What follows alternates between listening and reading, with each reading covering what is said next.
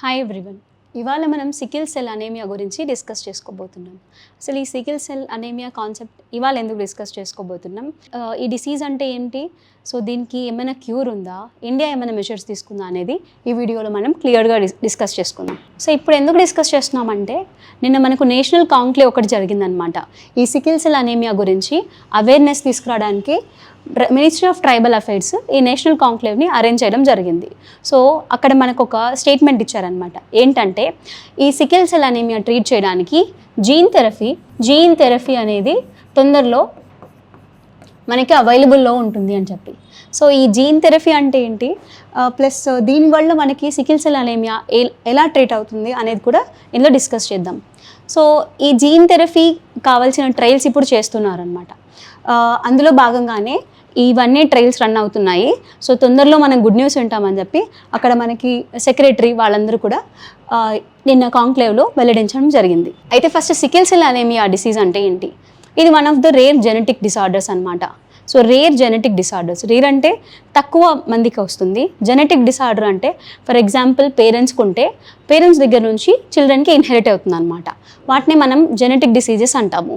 So genetic రీజన్స్తో affect అయ్యే diseases అన్నిటిని మనం జెనెటిక్ డిసీజెస్ అంటాం అనమాట.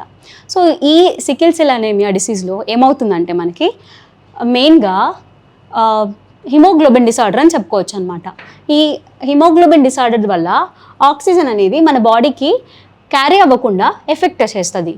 సో ఇది ఎందుకు జరుగుతుంది, ఎలా జరుగుతుందంటే మనకి నార్మల్గా రెడ్ బ్లడ్ సెల్స్ ఎలా ఉంటాయంటే మనకి కైండ్ ఆఫ్ డోనట్ షేప్లో ఉంటాయన్నమాట. ఒక కైండ్ ఆఫ్ రౌండ్ షేప్లో అని చెప్పుకోవచ్చు. సో ఆ షేప్ నుంచి మనకి crescent shape or half moon షేప్కి ఈ డిసీజ్ వచ్చిన తర్వాత ఈ రెడ్ బ్లడ్ సెల్స్ మారడం జరుగుతుంది. సో దానివల్ల మనకి బ్లడ్ ఫ్లో అనేది ఇంపైర్ అయ్యి దాని తర్వాత కాన్సిక్వెన్సెస్ అనేవి ఉంటాయి. ఫర్ ఎగ్జాంపుల్ ఇక్కడ చూసుకున్నట్టయితే ఇవి నార్మల్గా మనకి రెడ్ బ్లడ్ సెల్స్ డోనట్ షేప్లో ఉన్నాయి. సో ఈ సెల్స్ కాస్త మనకి ఎలా అవుతాయంటే సికిల్ సెల్ వచ్చిన తర్వాత ఈ షేప్కి మారుతాయి అనమాట, సికిల్ షేప్కి వచ్చేస్తాయి. సో ఈ బ్లడ్ వెజల్స్ ఏవైతే ఉన్నాయో వీటిలో ఇలా ఈ షేప్లో ఉన్నప్పుడు బ్లడ్ ఫ్లో అనేది చాలా స్మూత్గా జరుగుతుంది. అదే సికిల్ షేప్ వచ్చిన తర్వాత ఇక్కడ బ్లడ్ ఫ్లో అనేది హిండర్ అవుతుంది అనమాట. ఇవి స్మూత్ ఫ్లో అనేది అలో చేయవు. సో దానివల్ల మనకి ఏమవుతుందంటే బ్లడ్ ఫ్లో సరిగ్గా జరగక బ్లడ్ వెజల్స్ అన్ని బ్లాక్ అయ్యే ఛాన్సెస్ ఉన్నాయి. సో ఈ బ్లడ్ వెజల్స్ బ్లాక్ అయితే ఖచ్చితంగా మనకి ఏమొస్తాయి, నెక్స్ట్ స్ట్రోక్ వస్తుంది అనమాట. సో అప్పుడప్పుడు స్ట్రోక్స్ కూడా ఈ సికిల్ సెల్ వల్ల మనకి కాజ్ అవుతాయి. అంతేకాకుండా ఈ సికిల్ సెల్ అనేమియా డిసీజ్ వల్ల ఐ ప్రాబ్లమ్స్ వస్తాయి, ఇన్ఫెక్షన్స్ వస్తాయి, ఇలా చాలా కాన్సిక్వెన్సెస్ అనేవి ఉంటాయి అన్నమాట. సిమ్టమ్స్ ఏంటి, ఇప్పుడు సికిల్ సెల్ అనేమియా వచ్చింది అని చెప్పడానికి సిమ్టమ్స్ ఏంటంటే జాండీస్ వస్తుంది, లివర్ అండ్ స్ప్లీన్ ఎన్లార్జ్మెంట్ జరుగుతుంది. సో ఈ లివర్ స్ప్లీన్ ఎన్లార్జ్ అవుతాయన్నమాట. అండ్ మనం ఇందాక చెప్పుకున్నట్టు స్టార్టింగ్లో ఈ సికిల్ సెల్ అనేది జెనెటిక్ డిసీజ్ అని చెప్పుకున్నాం. సో ఈ ఇన్హెరిటెన్స్ ఎలా ఉంటుంది అంటే ఇప్పుడు పేరెంట్స్కి ఉన్నప్పుడు ఎప్పుడెప్పుడు మనకి ఇప్పుడు మదర్కి ఉంటే ఫాదర్కి ఉంటే ఇద్దరికి ఉంటే ఎంత ఛాన్స్ ఉంది చిల్డ్రన్కి రావడానికి, ఒక పేరెంట్కి ఉంటే ఎంత ఛాన్స్ ఉంది, అలా డిపెండ్స్ అనమాట. ఈ పేరెంట్స్లో ఉన్న అకరెన్స్ బట్టి చిల్డ్రన్కి వచ్చే ప్రాబిలిటీ కూడా డిఫర్ అవుతూ ఉంటుంది. So if both parents have sickle cell trait, ఇద్దరికి కనుక్కుంటే మనకి 25% ఛాన్స్ ఉంటుంది అనమాట సికిల్ సెల్ రావడానికి. దాని తర్వాత మనకి సికిల్ సెల్ అనేది ఇంకొకటి ఏంటంటే ట్రైబల్ పాపులేషన్స్లో ఎక్కువగా ఉంటుంది. ట్రైబల్ పాపులేషన్లో ఎందుకు ఎక్కువగా ఉంటుందంటే ట్రైబల్ పీపుల్ ఉన్న ప్లేసెస్లో వాళ్ళు ఎక్కువగా మలేరియా వల్ల ఎఫెక్ట్ అవుతూ ఉంటారనమాట.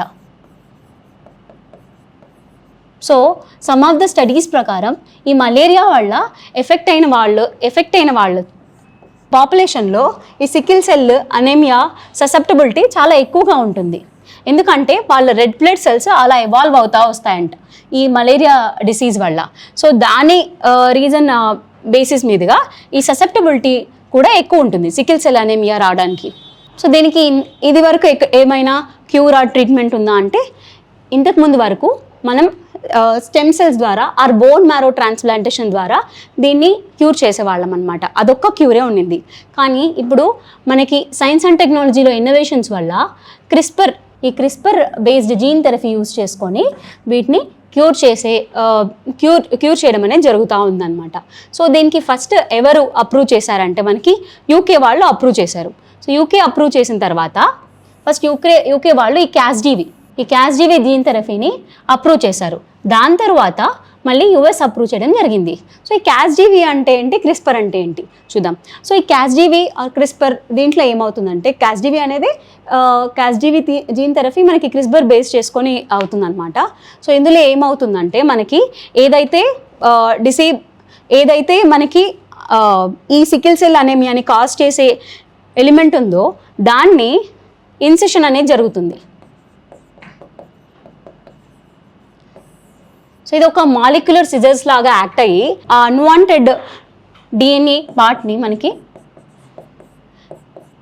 ఇన్సైజ్ చేయడం జరుగుతుంది. సో దాని ద్వారా మనకి ఈ సికిల్ సెల్ అనేది నెక్స్ట్ అక్కర్ కాకుండా ఆపగలిగే ఛాన్స్ ఉంటుందన్నమాట. సో ఇది ఈ క్యాస్జీవి టెక్నిక్ ద్వారా జరిగేది. అండ్ ఇంకొక మెథడ్ కూడా ఉంది, లెఫ్జీనియా అనే టెక్నిక్ అనమాట.